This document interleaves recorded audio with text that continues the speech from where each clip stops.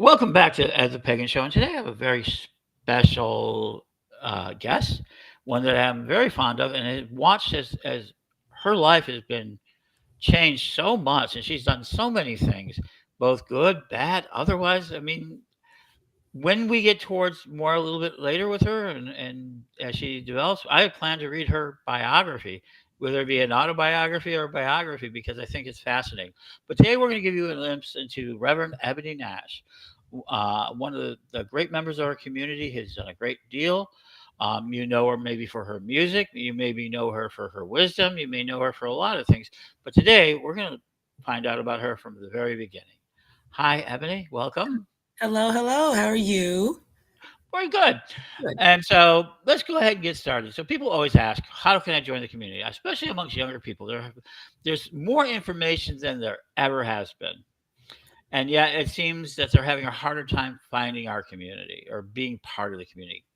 But how did you join our community? What is it that brought you into the pagan community in the first place?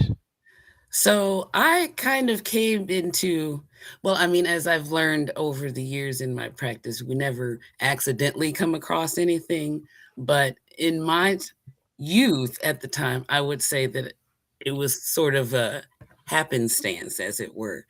I grew up in the Pentecostal community, for anybody that knows that. And I never really quite felt all the way at home.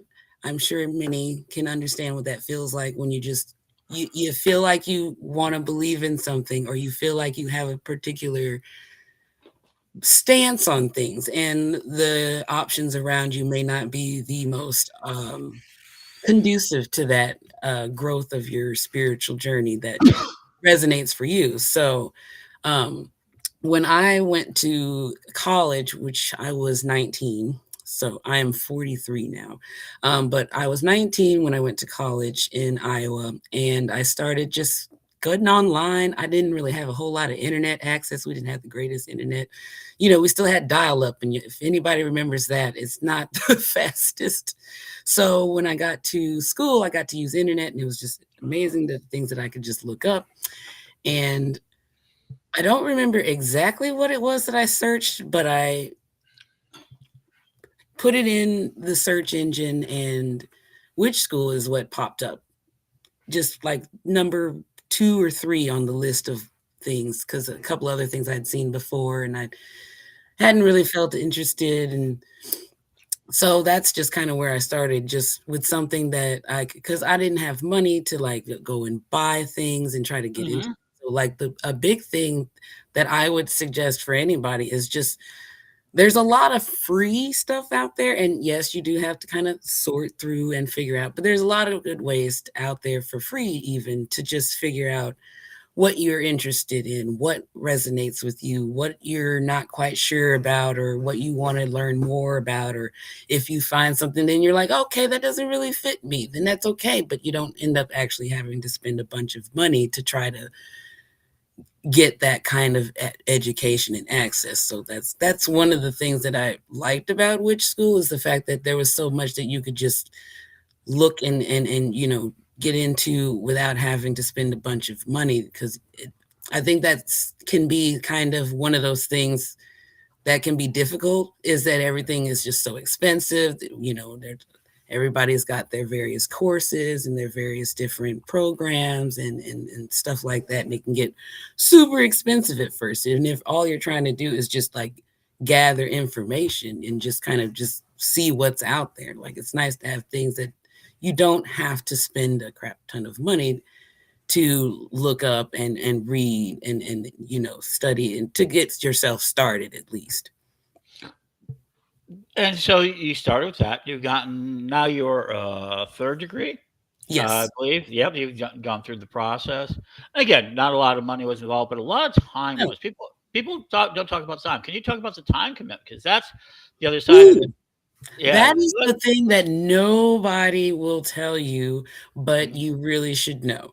If you are called, if your spirit is called to go down any type of path, whether it's clergy, whether it's not clergy, you need to be prepared to spend time with the information, letting it resonate in, letting it yourself process. You're going to uncover things about yourself that maybe you didn't realize you needed to work on or didn't realize was something that was cool that you did, that you were interested. There's a lot of things that will come up, and it'll help you to start maturing your spirit and maturing your own process and journey, and molding yourself into who it is that you strive to be, or as I like to say, that deity strives for you to be, you know.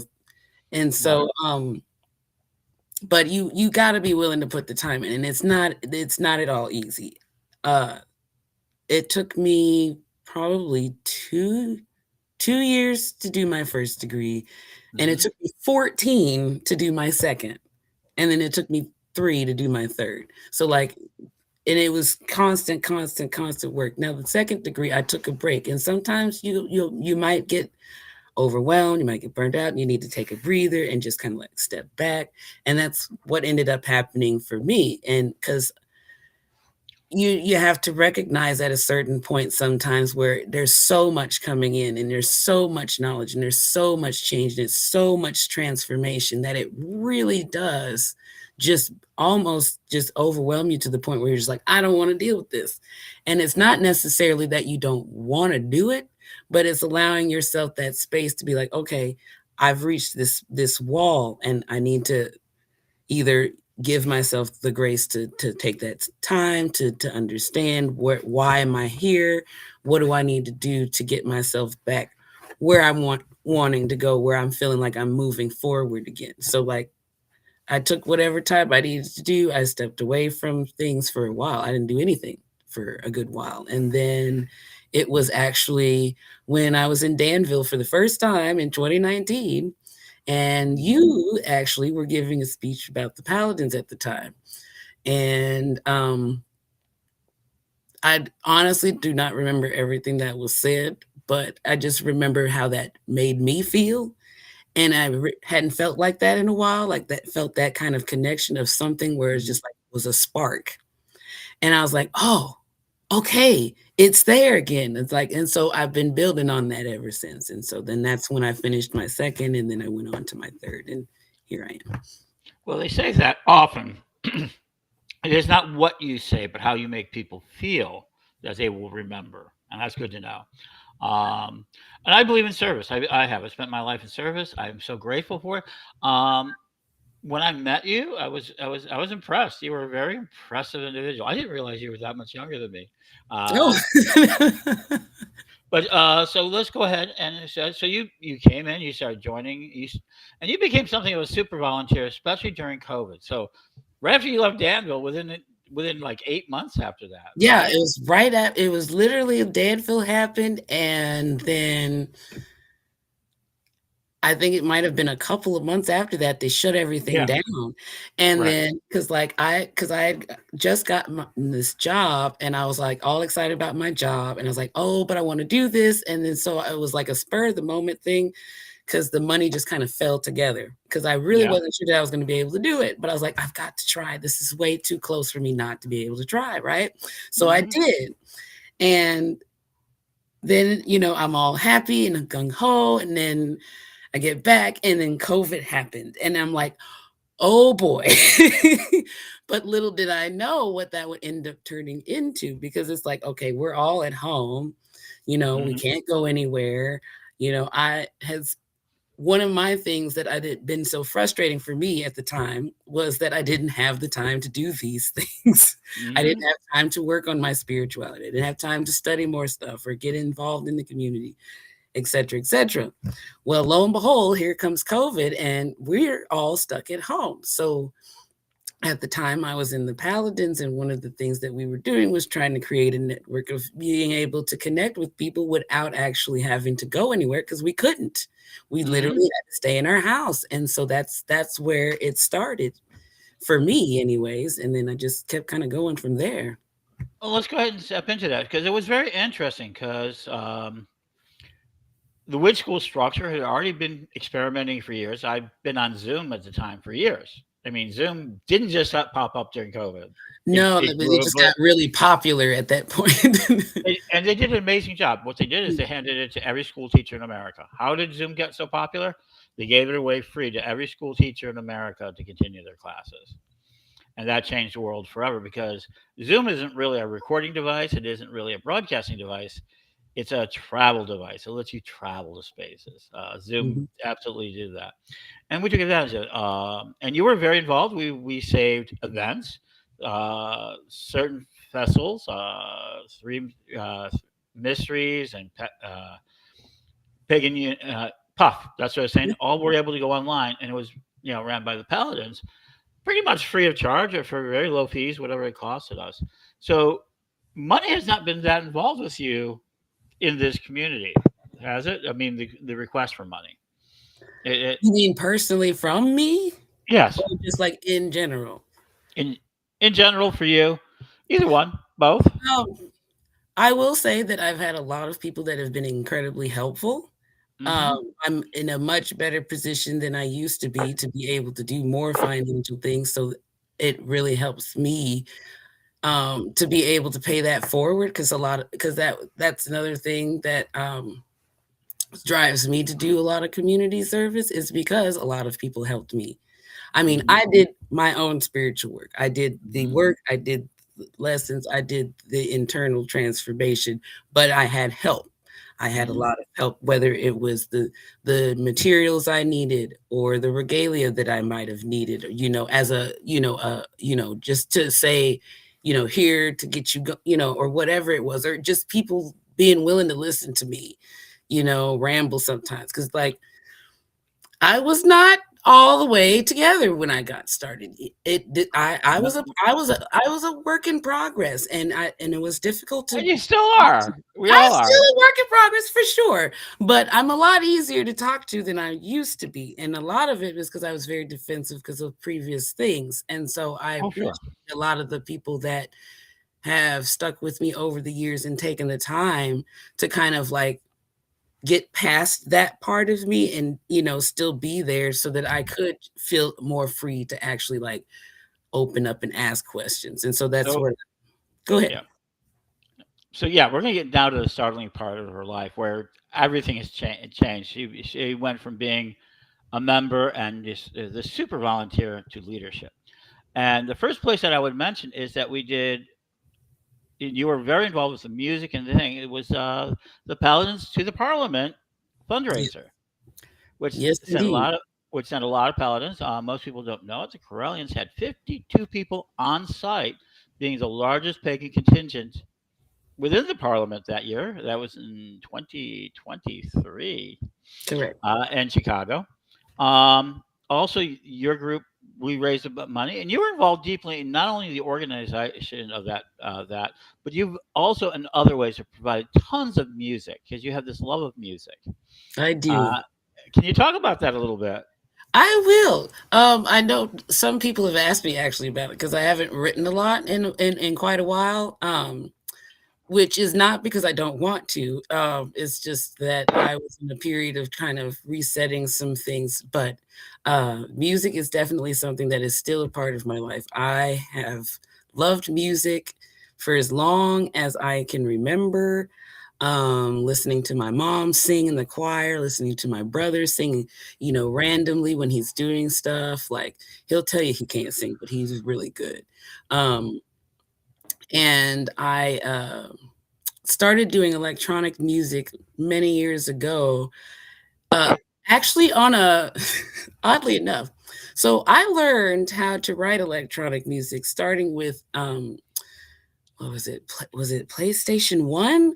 They had the music generator, MTV's music generator. If anybody knows about that, that was my introduction into learning how to write music on like some sort of platform. Cause just one of my friends had one at their house and we were just playing around with it. And I'm like, oh my God, this is fun.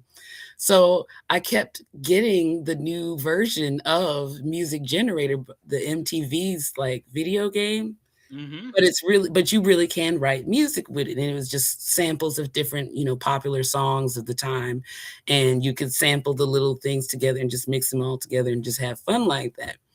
Well, you can't, copyrights, you can't post that. You can't say, "Oh, I wrote this," because you will absolutely get in trouble. So I wanted to find something that I could actually like write my own stuff Hmm. with. So I found a program, and I've been doing it ever since. And it's just I love that music can connect in ways that I can't do with language. Not that I don't know how to speak, but sometimes you just can't form the words right. But it's amazing what you can do with sound and what sound can do for healing and others. And it's music is just so beautiful. Like I just don't even know how to explain how beautiful it really is. And so that's one of the things I love the most to probably do is create music. And so with Parliament, one of the things that I had to do was put on what was it, 6 hours? I think it was a 6 hour music block. And it was just I had so much fun with that. Oh yeah. I had so much fun because it had all these different artists and they were all different types of artists and the knowledge that many of them would bring about their respective, musical journeys and then just play. It was just so, so cool. And um I actually was sick with COVID during that whole time. Like Hmm. I literally got sick with COVID the night before I started to feel the I fever, remember that. and I'm just like, "Oh, you have got to be kidding me." I'm like, "Really? Right now?" So I'm like, "Okay." And then I get up and I'm like, "Oh my god. This is awful." But I'm like, "I have to do this. I've got to do this." And everybody's like, "Girl, go to bed." And I'm like, "Nope. This is my show. This is music. I have to be there." We got started, and it wasn't until about the end that I actually remembered I was sick. Like, that's how healing music was. For 6 hours, I didn't feel sick until I I knew it was time to end, and then it was like, "Oh, here it comes," you know? Because I remember that, and I remember saying, "Are you okay enough to go on the air?" And you said yes. I said, "Let's go for it." I mean, I was like, "Let's do it." I'm a pusher. Like I trust. So one of the things I think you learned fairly quickly is that you trust people where they're at. I know that. So the money raised out there sent people to the parliament. We brought in Rolando from overseas with that money, Yes, we who's did. now become a great. And you also provided housing to the man who may save the world. His movie's out, Patrick McCollum. You provided Yes. housing and food for him.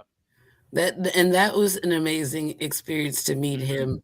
If any of you out there have the wonderful luxury to get to talk to this man, please have that chance because the wisdom that that man has, the experiences that he has seen, talking to him about his friendship with Jane Goodall, for instance, and just the work that she's done alone. Like I knew about her for years. I watched her on various different shows on public television and her entire story. So like I didn't even know that they were connected in that way. So when he started talking, I was like, oh my God, this is amazing.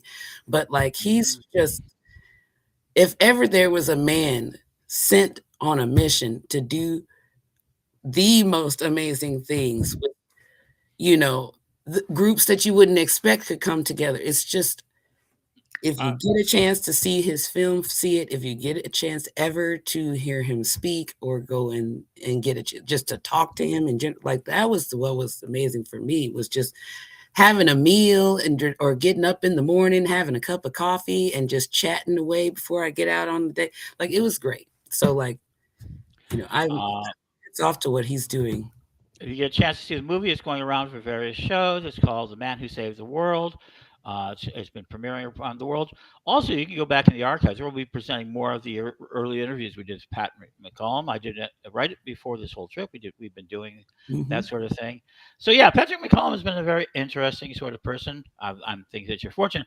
But then something else happened. You started performing at the Parliament and people started to recognize you. You're acting as a paladin. You were also acting as your own person. You attended and did ritual at the Parliament of the World Religions. So your first time going there, and then something happened that changed a lot of perspective in other places. You got the peace drum, which is. Can you explain that a little bit? What the peace Yes. drum is? Because that's actually a fascinating part of your story. that it that is probably one of, if not the most favorite part of Parliament ever. It should So, be. and people don't know, but I actually got two instruments that year. So, I like, did. yeah, so I'll tell you about that after I talk about the peace drum. So, because I got that instrument before I went and did some press for that peace drum Hmm. session that they had. So, like I was saying, I was at that, and they had a at the end let people, there was had a little card that you could write what peace meant to you, where you were from, your name, and you could stick it in these little slats that were on the drum itself. And my wife was very adamant that I go up there and do that, and I was like, I'm doing press right now. I can't. She's like, I will hold the camera. Go up there. Like she, Hmm. so everybody can thank her for this because otherwise I wouldn't have done it. But I'm glad she pushed. So I went up there and I played a little bit, and there's a video running around on Facebook of me doing this from Parliament. And then, didn't think anything of it. It was a great time. We chatted with the group that came Hmm. from, I believe they were from Ghana or Uganda. I don't remember exactly. I'd have to ask. But um, this was at the very beginning of Parliament, and Parliament's a week long. So fast forward to the last day, and I'm coming back to the Corellian booth, and everybody's taking everything down, putting stuff away.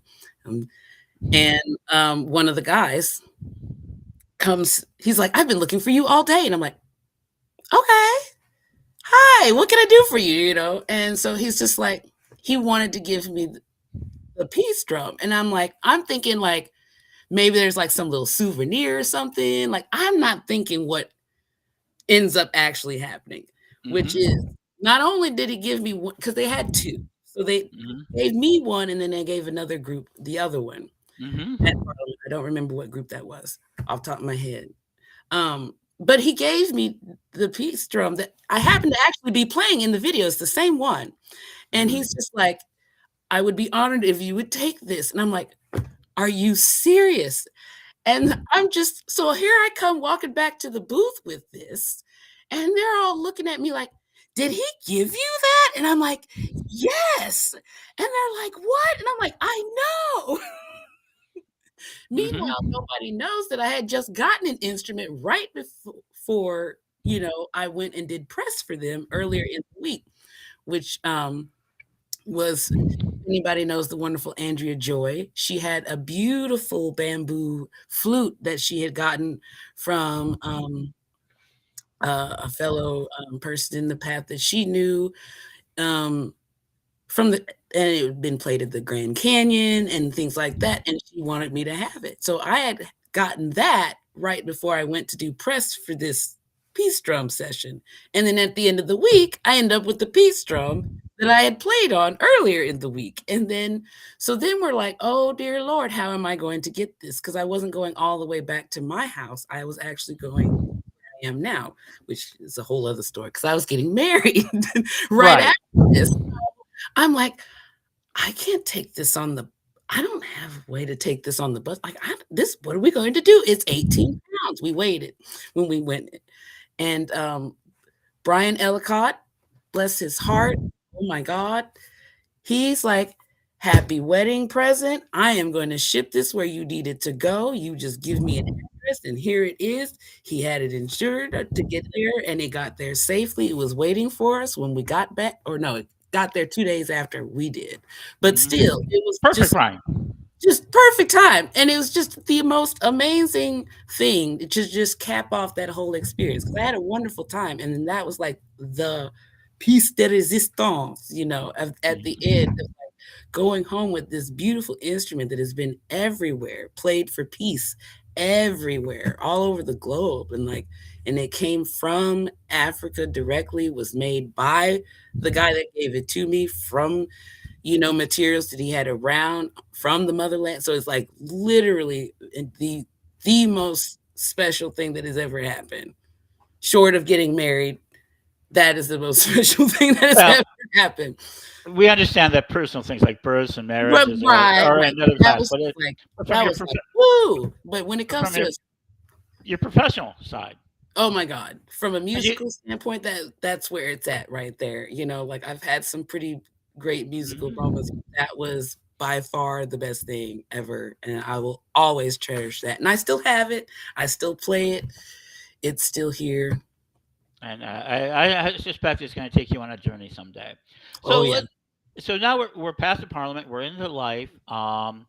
So where do you stand today? So people don't know. So you started out with this idea of joining witch school out of college, and then you took a couple of years to get your first degree, and then a good period of time to really find out who you are, and then you got second degree. Came to Danville, got your third degree. But where do you stand in the tradition today? So today I am not a paladin anymore, Hmm. but I have an order of my own that I just started in November, so I'm working on it's a community service order, it's the Civil Knights. The Order of the Civil Knights is the official name of it. And so that's been my focus there.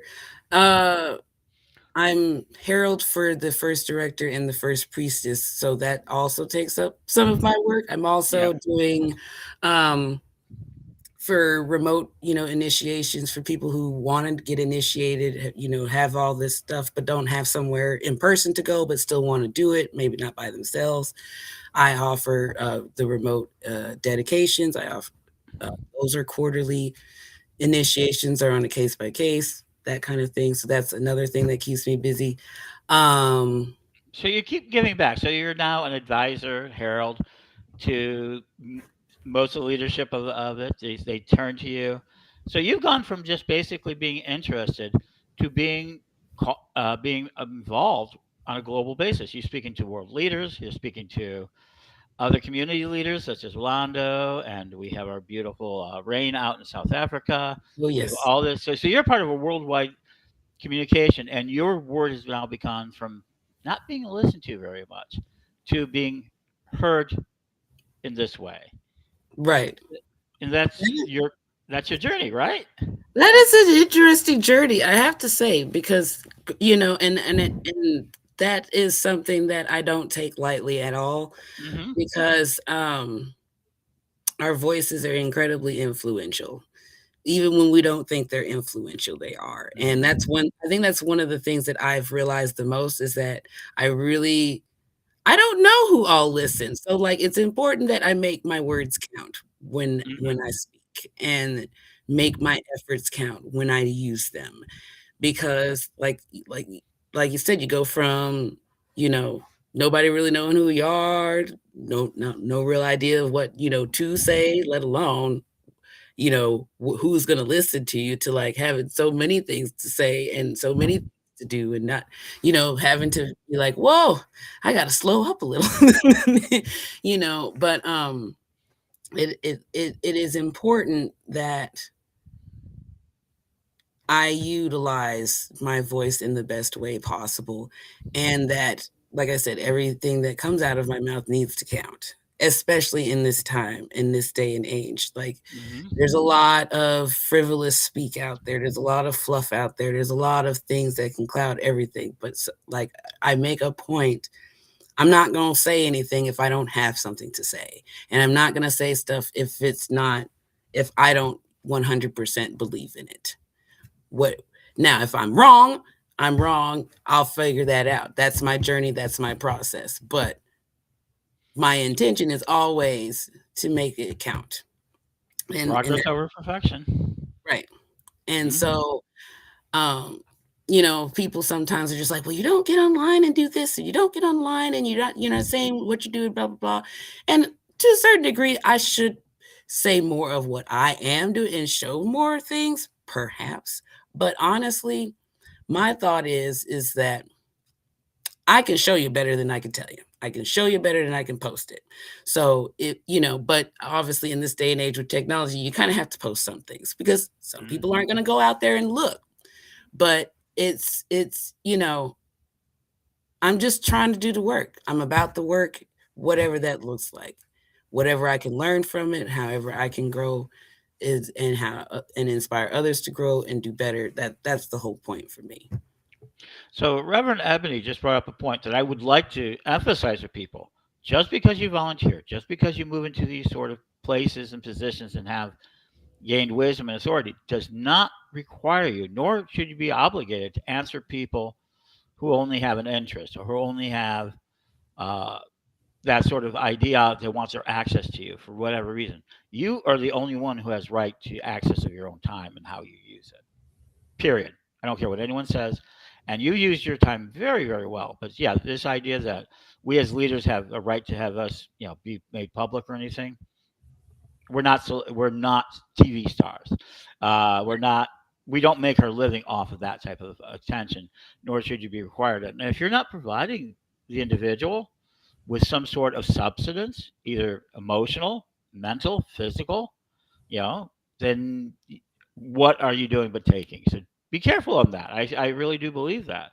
Um, and I think you've done manage it very well because I know you're one of the first people to raise your hands. You've gotten better, but you used to be one of the first people to raise your hands, taking on a lot of work, tons of it, and I've then gotten better, but yeah, no, I'm still a work in progress. Still a yeah, work in we progress on all are. And so but I that you got better. and now you've built yourself into it. So what's next for you? Do you have any plans, any hopes, any wishes? So next for me, well, I like I said, I've recently just started my new cooking job at the local university here. So my goal Congratulations. is thank you. I'm enjoying it very much. I love my job. So I'll be doing that, but I'll be going to illustration in Nashville. So that's coming up in a few months. So I'll be doing that. April 16th and 17th of 2026. Please sign up now. Indeed. And working on the outer court manual will Hmm. be another goal of mine this year. Yeah, just That's a big one. yeah, yeah, that was Um, a big one. I thank you, Jason, for trusting me with that. Because I had actually gotten you will recognize this. Hold on. Have you seen one of these in a minute? oh, sure. I've got one in the Right? locker for our future Yeah. So like, library. well, I had never seen like one of the spiral ones before. So I got this as a Yule gift this year from one of my friends, I believe, who was it? Ed Carr, Reverend Ed Okay. Carr sent me this. And I was reading it and I was just like, man, it's been a long time since anybody really like kind of did anything with it. And I was just curious if like if there was like a new one on the horizon or something. So I talked to Jason. Yeah. I was like, well, if no one's gonna do it, can I? And he's just like, oh yeah, go ahead. I'm like, sweet. So Yeah. that's a Yeah, goal. there is. There's a pocket book that they put out that you can download, Yep, the Corellian pocketbook. CorellianChurch.com. Yeah. So I that's sure did. free. But no, an outer court book would be great. I mean, uh, it's one of the things that as we got caught up the first, second, and third degrees. I mean, because Wichita's 25 years old this year. Yeah. So that's quite a thing, and we've helped a lot of people. So, but I'm glad it was service for you, and I'm glad that you've kind of created this sort of space and everything else. Um, One last thing. So let me go ahead and let's put in a thing for your lovely wife. She's doing a lot of paintings lately, So if everyone might know my wife is Bok Bok Choi, if you've ever right? seen that on but her name's Abby. Um she is definitely my rock. We've been together almost 16 years now. It'll be 16 years next month, actually. She works in the community around here locally. Well, everybody knows that she gardens. So she gardens Mhm. both here at Yeah. the house and we donate food to the local food banks and free fridges around past, whatever that we have left over. On top of, she also helps creating a community garden at the local food bank. It's a church as well, so they have a little bit of Mhm. a garden area that she helps consult with that. She does a lot of work in the community with food and cooking and making sure people eat and like um one thing she's had like somebody donated some hand warmers. So we've been like she'll like go out around town and as it's been really cold, she'll like just, put them in places or hand 'em to people. Like she's just that's her thing. That is just her element and it's been awesome to see. She hasn't painted in a while, but she's definitely been doing some arts and crafty stuff. I'll let her talk about that one of these days, but Oh, sure. she's definitely getting back into the arts and crafts and things like that. But right now, mainly we've been just doing a lot of cooking, a lot of cooking. Making sure people can eat during the holiday season and stuff, or just like when we know things are like low, like end of the month, and we know people are struggling and stuff like that. And food bank has had issues with having enough food sometimes, so we just try to do what we can and stuff like that. A lot of times we'll get food from the food bank, cook it up, and then go take it to free fridges. That was all her doing. That's just been her. That's amazing. Yeah, yeah. We talk about local, and sometimes, and it only goes to prove behind behind some of those leadership is are people who really do local things to help. I mean, and support. So it's never one person. Oh no. I know, absolutely. So I'm going to give you the last word. Any advice to people who are just kind of in the same boat you were, kind of thinking, "What do I do? Should I do No. this?" As somebody that knows what that likes, if you know me or you see me and you ever have a question, I think one of the biggest things is just having someone that can answer that question. Hmm. Maybe you don't have all the answers, but you got someone you can go to that's like, okay, I don't know, but here's where you can go to figure that out. Like, and just know that it's possible to find your way. It's not always the easiest, but it's definitely one of the most rewarding experiences. So you just hang in there and just, trial and error is big. So you're gonna go through some things that you may not you be interested in. It's like, no, I don't like that. No, I don't like that. But you'll find your way. And if you can find someone that you can, occasionally be like, hey, I have a question. Reach out. And I'm happy to be that person. Like, people message me all the time. I don't mind. Feel free. And thank you for your service. I really say it. I do have a great deal of respect. No, Been watching, likewise. Thank you. and I'm going to continue bringing leaders this year. As you know, I've made the goal to do 365 days of broadcasting. This is just another one of those, and a thousand things. But we need to get to know more of our community because once we know and can make a connection, we can make a difference. That's right. And Ebony is one of the great examples of that. So we'll be back with the Pagan Show, and we'll have more later this year with Ebony as she develops her ideas. And when she needs help, we're going to help her, right, community? All right. So here we go. And thank you, Ebony. Blessings, and Thanks to you be guys. back.